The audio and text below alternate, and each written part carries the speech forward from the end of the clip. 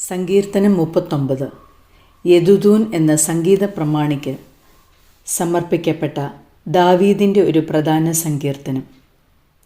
ഈ സങ്കീർത്തനത്തിൽ നമ്മുടെ നാവ് സൂക്ഷിച്ചുപയോഗിക്കുവാൻ ദാവീദ് പ്രേരിപ്പിക്കുന്നു. ഈ സങ്കീർത്തനത്തിൻ്റെ പ്രധാന സന്ദേശം മനുഷ്യജീവിതത്തിൻ്റെ ക്ഷണികതയും ദൈവത്തിലുള്ള ആശ്രയത്വവുമാണ്. ശവസംസ്കാര ശുശ്രൂഷകളിലും ഈ സങ്കീർത്തനം ഉപയോഗിക്കാറുണ്ട്. സങ്കീർത്തനം 39. നാവുകൊണ്ട് പാപം ചെയ്യാതിരിപ്പാൻ ഞാൻ എൻ്റെ വഴികളെ സൂക്ഷിക്കുമെന്നും ദുഷ്ടൻ എൻ്റെ മുമ്പിലിരിക്കുമ്പോൾ എൻ്റെ വായ് കടിഞ്ഞാണിട്ട് കാക്കുമെന്നും ഞാൻ പറഞ്ഞു. ഞാൻ ഉരിയാടാതെ ഊമനായിരുന്നു, നന്മയെ ഗണ്യമാക്കാതെ മൗനമായിരുന്നു. എൻ്റെ സങ്കടം പൊങ്ങി വന്നു, എൻ്റെ ഉള്ളിൽ ഹൃദയത്തിനു ചൂടുപിടിച്ചു, എൻ്റെ ധ്യാനത്തിങ്കൽ തീ കത്തി.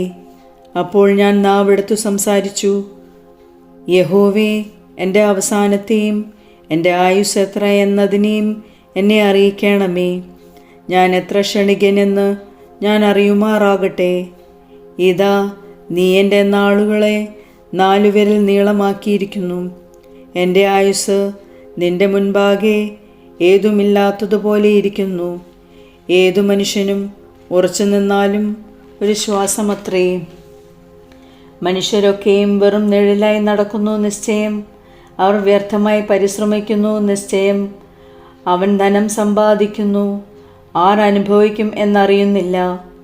എന്നാൽ കർത്താവെ, ഞാൻ ഏതിനായി കാത്തിരിക്കുന്നു? എൻ്റെ പ്രത്യാശ നിങ്കൽ വച്ചിരിക്കുന്നു. എൻ്റെ സകല ലംഘനങ്ങളിൽ നിന്നും എന്നെ വിടുവിക്കണമേ. എന്നെ ഭോഷൻ്റെ നിന്ദയാക്കി വയ്ക്കരുതേ. ഞാൻ വായി തുറക്കാതെ ഊമനായിരുന്നു, നീയല്ലോ അങ്ങനെ വരുത്തിയത്. നിന്റെ ബാധ എങ്കിൽ നിന്ന് നീക്കണമേ. നിന്റെ കൈയുടെ അടിയാൽ ഞാൻ ക്ഷയിച്ചിരിക്കുന്നു. അകൃത്യ നിമിത്തം നീ മനുഷ്യനെ ദണ്ഡനങ്ങളാൽ ശിക്ഷിക്കുമ്പോൾ നീ അവൻ്റെ സൗന്ദര്യത്തെ പുഴുപോലെ ക്ഷയിപ്പിക്കുന്നു. ഏത് മനുഷ്യനും ഒരു ശ്വാസം അത്രേ ആകുന്നു.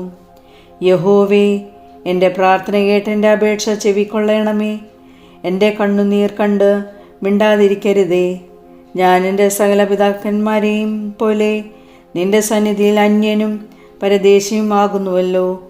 ഞാനിവിടെ നിന്നുപോയി ഇല്ലാതെയാകുന്നതിന് മുൻപേ ഉന്മേഷം പ്രാപിക്കേണ്ടതിന് നിൻ്റെ നോട്ടം എങ്കിൽ നിന്നും മാറ്റണമേ. ദൈവമേ, സ്തുതി നിനക്ക് യോഗ്യമാവുന്നു. ബാറക്മോർ.